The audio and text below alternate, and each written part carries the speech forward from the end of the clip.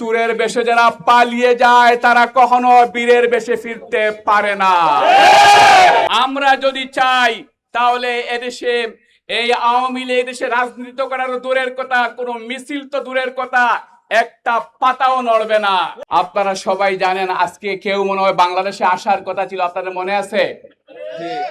আমরা পরিষ্কার বলতে চাই, যারা চোরের বেশে যারা পালিয়ে যায় তারা কখনো বীরের বেশে ফিরতে পারে না। বাংলাদেশের ইতিহাস এটা সাক্ষী দেয় না।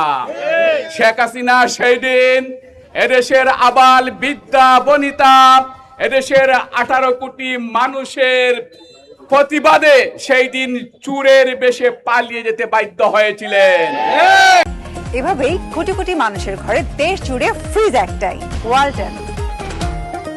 এই বাংলাদেশে তার আর বীরের বেশে ফিরার কোনো সম্ভাবনা নাই।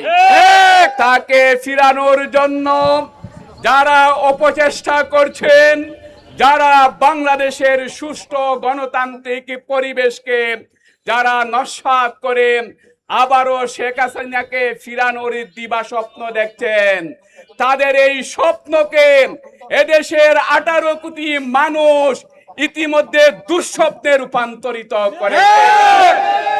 আজকে বিভিন্ন নামে বেনামে কেউ কেউ ইনিয়ে বিনিয়ে কথা বলছেন।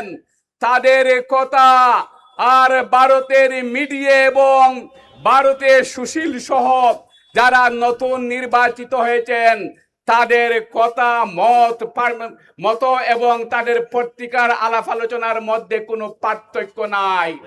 সনাতন ধর্মের নামে যারা দাঁড়িয়ে বক্তব্য দিচ্ছেন, রাতের গভীর অন্ধকারে ভারত এবং তথাকথিত আওয়ামী লীগের সাথে যোগাযোগ রেখে যারা আবারও দুঃস্বপ্ন দেখছেন, তাদের এই স্বপ্ন বাংলাদেশে বাস্তবায়ন হবে না।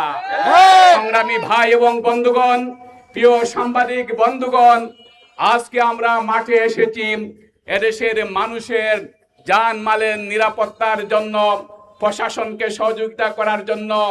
এদেশে যেন নতুন করে কেউ আর ষড়যন্ত্র করেন আমার এই প্রিয় দেশকে নিয়ে যেন কেউ আর লীলা খেলা খেলতে যেন না পারেন, সেজন্য আজকে আমরা মাঠে নেমেছি।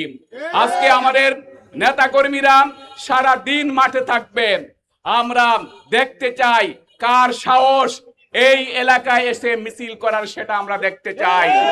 মনে রাখতে হবে আমরা সেই কর্মী, আমরা তথাকথিত সেই আওয়ামী পুলিশকে মোকাবিলা করেন, আওয়ামী লীগকে মোকাবিলা করেন, পল্টন সহ বাংলাদেশের প্রত্যেকটা আনাচে কানাচে আমরা কর্মসূচি বাস্তবায়ন করেছি।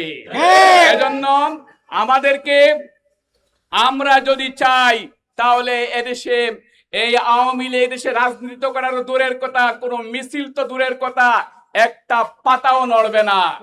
এদেশের মানুষ আজকে তাদেরকে শায়েস্তা করার জন্য প্রস্তুতি গ্রহণ করেছে।